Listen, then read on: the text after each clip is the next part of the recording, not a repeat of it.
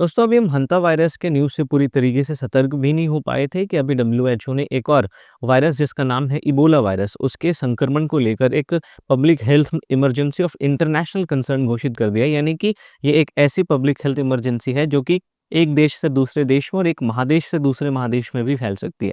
ये जो Ebola virus है इसके अभी कई सारे मामले आप देखें तो अफ्रीकी जो देश हैं डेमोक्रेटिक रिपब्लिक ऑफ कॉन्गो और युगांडा, इन दोनों देशों में देखने को मिले।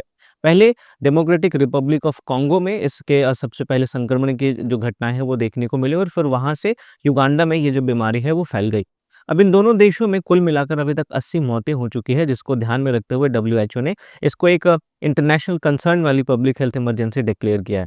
अब मैं आपको बता दूं कि इस बार जो डेथ हुई है उसमें सबसे ज़्यादा जो कारण है, वो सबसे बड़ा कारण है इबोला वायरस के बुंडीबुगियो स्ट्रेन का। ये जो स्ट्रेन है इसकी ना तो कोई भी स्पेसिफिक इसका ना तो कोई इलाज है, ना ही इसकी कोई वैक्सीन बनी है। इसकी वजह से ये बहुत ज़्यादा खतरनाक हो जाता है और इसीलिए इस इबोला वायरस के इस स्ट्रेन बुंडीबुगियो स्ट्रेन के बारे में डब्ल्यूएचओ ने एक अंतर्राष्ट्रीय खतरा के तौर पे इसको चिन्हित किया है और पब्लिक हेल्थ एडवाइजरी जारी की है। अगर हम देखें दोस्तों तो हम ग्लोबलाइजेशन के दौर में जी रहे हैं। ग्लोबलाइजेशन के दौर में लोगों की गतिशीलता काफ़ी ज़्यादा होती है। एक महादेश से दूसरे महादेश में या फिर एक देश से दूसरे देश में लोगों की जो आवाजाही है वो बहुत ज़्यादा फ्रीक्वेंट हो जाती है। तो इसकी वजह से इसका किसी भी बीमारी के महामारी में तब्दील होने का जो खतरा है वो बढ़ जाता है।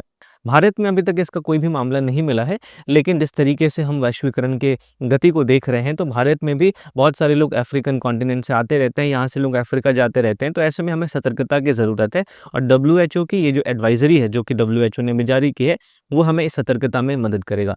ऐसे वीडियोज़ के लिए आप मुझे सब्सक्राइब कर सकते हैं, साथ ही साथ मुझे फॉलो भी कर सकते हैं।